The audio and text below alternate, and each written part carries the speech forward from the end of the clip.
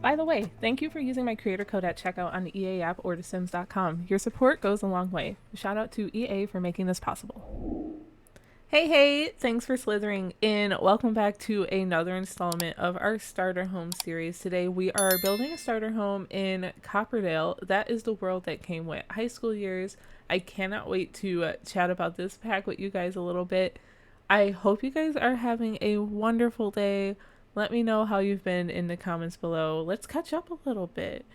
I am recording this voiceover kind of ahead, which is kind of weird for me, but I was on vacation from work. I'm currently on like my last day of vacation, which is such a bummer, but with that vacation, I was able to get a few of videos ready for you ahead of time, which I never ever get to do. I literally spent like so much time in the game and I was having such a blast. So yeah, I hope you guys are doing well. We have the shape of the build already together. Now, there are parts of this build I will say that maybe I like but maybe don't like this second floor and this roofing. I didn't like putting the first floor roof up too high because it was crazy looking, and then I really wanted a bump out up here and to kind of have a room as well. So I'm not 100% sold on it, but ultimately I feel like for a starter home, I think that's okay. I think it came out kind of cute too, a little bit. So a little background about our starter home series if you are not aware. With this series, we are going from world to world building starter homes for homes pretty much under 20,000 simoleons. But those homes are also limited pack, so you can only use base game plus the pack that the world came with. For example, we are in Copperdale, which came with high school years, so we are only using base game and high school years. So we were very limited a little bit, but not too limited, I think. Ultimately, I feel like this came out pretty well. I am getting the layout figured out, and I tried to get stairs in here, but ultimately I was like, you know what, we're just going to stick with good old handy dandy ladders. I like to keep the tile count very low in my starter homes so that I feel like I can actually fill them up and have enough money to make it look somewhat interesting for you guys. So, yeah. We are using tiles and flooring tile and wall tile for both the bathroom and the kitchen with high school years, except the bathroom uses a base game floor tile, just a heads up. And then we're leaning into kind of this yellowish, beigeish, like light brown kind of feel based off of the tile and flooring, or the wall tile and floor tile that I'm using in the kitchen. This is a mouthful. Oh my goodness. Ultimately, I think you guys get what I'm trying to say. So, with high school years, let me talk to you guys a little bit about my opinions with this pack. I personally enjoy the build by. It's a little more art deco than I typically build with though, but I do tend to use a lot of items from it. I do like this floor tiling a lot too, so I think I use that often enough. And they have some good bed swatches as well that I like to use and all that good stuff. But, also, the windows, my favorite windows, I think, in the game, especially before we got the base game kind of version of them. But I just love the details on them, and I just feel like they're so realistic because any place I have ever lived, I literally had windows similar to those, like almost identical. So that's why I like it. Maybe I'm a little biased. I don't know. We already have the bathroom done and the kitchen done. So now we are moved on to the bedroom here. Well, now we've moved off of the bedroom because I'm rambling so much. This came together really quick, guys. It's a very short one. The bedroom, right now we have like some darker black swatches for the furniture, but I end up changing that because I don't know. So right now you can see it. It's more of the gold brassy yellow that we have throughout the build. There is room for 1 to 2 Sims in here technically. I did play around with the attic upstairs to make it kind of a teenager bedroom. You'll see that in just a second when we go up there. Because I like to furnish my builds first, especially for starter homes, so I can use up all my simoleons. and I use debug to then landscape. We use this rug here, which I absolutely love, and I like pairing this base game table with like these school looking chairs in the dining room. Here is where I imagine you could end up putting a teenager if you have one. It depends on your gameplay, but ultimately I decided the rest of my starter homes in this series has always been for like, you create one sim and you need a house. That's been kind of the vibe. So if you want to see different kinds of starter homes, because then we'll have a little bit of a bigger budget, let me know down below, because I definitely would love to explore that a little bit, especially since we only have a few more worlds left to kind of tackle. Actually, big shocker, we have Brightchester and Windenburg. Technically Newcrest too, but I'm not quite sure where I land on that. I think I'm probably going to do one in Newcrest anyway. So yeah, we have 3 more worlds left to build in, which is kind of crazy to think about. I feel like I've been working on this series for a very long time.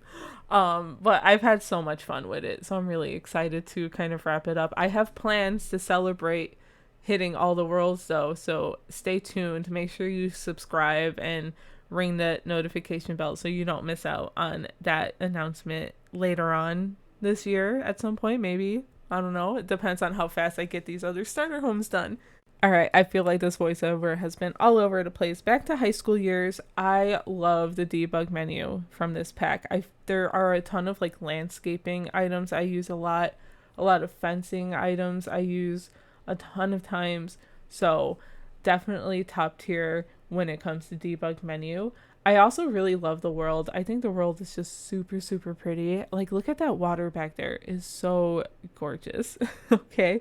As far as gameplay wise goes, I've only seen others play, and I know sometimes it can get a little buggy, but I have not personally tried playing with high school years. I would love to try that one day, maybe someday in the future. I've been trying to do some more Let's Plays and things because ultimately I love watching Let's Plays. I really do. And I don't know. I miss playing the game sometimes, and I just get that itch when I'm not building to play the game a little bit. So I hope you guys are enjoying some more of that content. But obviously, builds are always going to be like number one in my heart with the Sims game. It's just my favorite thing to do. So we are wrapping up the landscaping here. We've got this fencing kind of going around a lot. I love these bushes that I'm putting throughout the build, and we've got some trees and some flowers happening. Sorry for that weird pause. That was crazy. And then at this point now I'm adding in some base game landscaping as well. Debug is very helpful, and I feel like I say this in every starter home video, but I mean, I'm just going to keep beating the dead horse. That's the saying, right? It's so easy to use the debug menu to really get your build to really look like it's in the world and kind of blend it in a little bit, because our catalog, oftentimes we don't get the landscaping that is around in the world. So I really enjoy using debug to the fullest. Now we're getting some terrain paint and things, but the build just like that is finished, and we are going to actually hop into live mode so that you can see it in action and we can do some play testing and give you a little bit of a tour. So I will see you in just a quick second. Okay, maybe I said it a little early, but okay, now I know I say this about every world almost, but Copperdale is top tier, gorgeous. Look at the water. Look at the landscaping. I just overall love the woodsy vibes of this place. Oh, I love it. I love it so much. I need to build here more often. We have Connie with us today. I feel like she's been playtesting a lot of our builds. She actually, I think I cleared my notification wall. I did, but she was feeling that dread of missing out of dreams and stuff because she felt like someone was controlling her. And I'm sorry, Connie. Why don't you come sit here on the porch for a second? But anyway, this is our starter home in Copperdale. In live mode, we have the beautiful landscaping. Again, this pack has great debug items. I love this fence. I don't think I've used it in a very long time, and I definitely need to use that more. Connie, are you broken? Go do something, Connie. Yep, okay. We're back. She is actually getting kind of hungry, so maybe we go inside and she can make some food. Hopefully we have enough counter space. This is where I'm... Oh, ooh, fried chicken slider. That sounds really good.